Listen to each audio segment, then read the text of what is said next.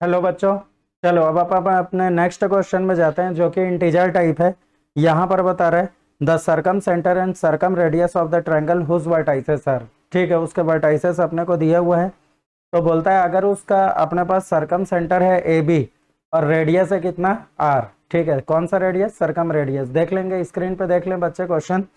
तो circum radius है अपने पास कितना आर। ठीक है, तो बोलता है a plus b plus two r square की वैल्यू अपने को निकालनी है। मतलब अपने को सर्कम सेंटर चाहिए, सर्कम रेडियस चाहिए, और उससे फिर a b c a b और आर अपन निकालेंगे और उसके बाद फिर अपना वैल्यू कैलकुलेट कर लेंगे। ये इंटीजर टाइप है बच्चों। ठीक है, तो थोड़ा सा इसको ध्यान में रखेंगे ना, थोड़ा सा मेंटेन करके चलेंगे क्योंकि जी मेंस में आपका ये कंपलसरी है, ये तो आना ही है। तो थोड़ा सा ध्यान में रखें। बड़ा सिंपल हिसाब किताब रहता है क्योंकि ये पॉइंट्स के ऊपर से है। तो अपने को ये ट्रायंगल दिया हुआ है। ठीक, तो ध्यान से देख लें ये ट्रायंगल। ठीक है, तो ट्रायंगल जैसे अगर अपन ले लेते हैं ए बी और ये कितना हो गया सी। चलो भाई ध्यान से देखें, इसका कोऑर्डिनेट दिया हुआ है अपने को कितना 1 1। कोऑर्डिनेट दिया हुआ है 1 1। उसके बाद फिर ये कितना बता रहा है 2 - 1। कोऑर्डिनेट आ रहा है 2 - 1। आगे फिर ये कितना आ जाएगा 3 2। तो ये अगला कितना आ रहा है 3 2। तो बच्चों थोड़ा सा एक इसमें लॉजिक लगाना क्या है, जनरली आपके ऑब्जेक्टिव में जो प्रॉब्लम्स आते हैं ना वहाँ पर थोड़ा सा उलट फेर कर देता है। क्यों? क्योंकि देखो थोड़ा सा तुम्हारा ध्यान जाना चाहिए। ठीक है, एक छोटा सा थ्योरी मैं रिवाइज कर रहा हूँ, प्लीज ध्यान से सुनते जाना। एक राइट एंगल ट्रायंगल में, ठीक है, सरकम सेंटर भी बहुत आसानी से निकल जाता है। सरकम सेंटर आ जाता है तो सरकम रेडियस भी आसानी से आ जाता है। अब बोलो कैसे? तो देखो किसी भी राइट एंगल ट्रायंगल में हाइपोटेनस का मिड पॉइंट जो रहता है वो क्या होता है? सरकम सेंटर होता है। ठीक है, और हाइपोटेनस का आधा कर दोगे तो क्या आ जाएगा? सरकम रेडियस आ जाएगा। क्लियर है? तो एक बार चेक कर ले कहीं ये राइट एंगल ट्रायंगल तो नहीं है।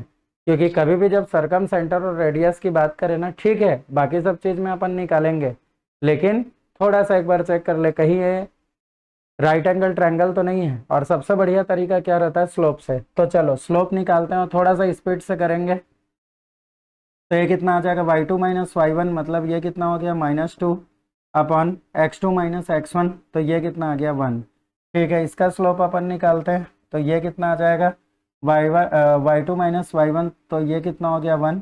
और ये 3 - 1 कितना हो गया? अपने पास 2 हो गया। तो बच्चों अब ये क्या दिखाई दे रहा है? इन दोनों का प्रोडक्ट कितना आ रहा है? -1 आ रहा है।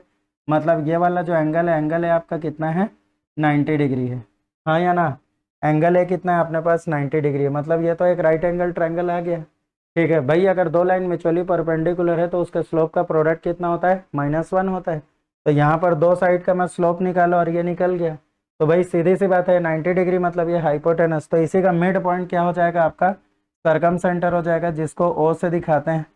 तो चलो भाई कितना हो जाएगा 3 + 2/5। तो ये सॉरी 3 + 2/2, x1 + x2/2। तो इसका मिड पॉइंट निकाल लिए। बिकॉज किसी भी राइट एंगल ट्रायंगल में मिड पॉइंट ऑफ हाइपोटेनस यही क्या होता है आपका? ट्रायंगल का सरकम सेंटर होता है। अब इसमें करेंगे तो 2 - 1 1। तो ये कितना आ जाएगा 1/2। तो चलो भाई ध्यान से देखना। तो इससे फायदा क्या हुआ बच्चों? आपके पास ए और बी की वैल्यू आ गई। ए की वैल्यू 5/2, बी की वैल्यू 1/2। चलो अपन बी सी का डिस्टेंस निकालते हैं। तो बी सी निकाले तो ये कितना आ जाएगा √। ठीक है, 3 - 2 मतलब 1 का स्क्वायर 1, और 2 माइनस ऑफ -1। तो 3 का ये कितना हो जाएगा 2 माइनस ऑफ -1। ठीक है, तो कितना आ जाएगा 3। 3 का स्क्वायर कितना हो गया 9।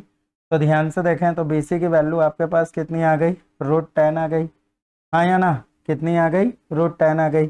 चलो भाई, तो अब जब अपने पास बीसी आ गया है तो ईसी का क्या हो जाएगा? सरकम रेडियस स्मॉल आर। ठीक है, तो इसका हाफ कर देते हैं। तो स्मॉल आर इक्वल टू अपने पास कितना आ जाएगा?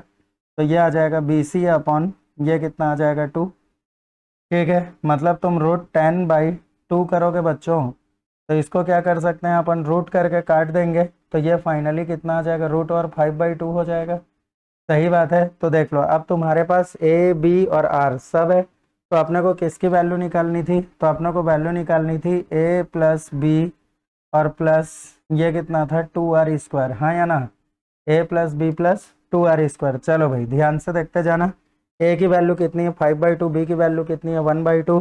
ठीक है, और आर की वैल्यू कितनी है √5/2। जैसे ही करेंगे तो ए की वैल्यू 5/2, बी की वैल्यू कितनी है अपने पास? तो प्लस ये कितना आ जाएगा 1/2 और +2।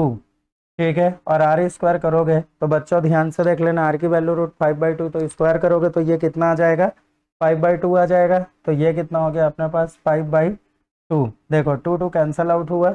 ठीक है, फाइनली कितना हो जाएगा, तो 6/2, ये कितना आ गया 3, प्लस ये कितना आ गया 5, तो 5 3 कितना हो जाएगा बच्चों अपने पास 8। क्लियर है, तो ध्यान से देख लें, तो यही क्या हो जाएगा आपके पास रिक्वायर्ड वैल्यू आ जाएगी। ठीक है, ये इंटीजर बेस था तो थोड़ा सा ध्यान में रखेंगे, फिक्स आपका जीमेंस में इस टाइप के आते हैं। क्लियर है, थैंक यू।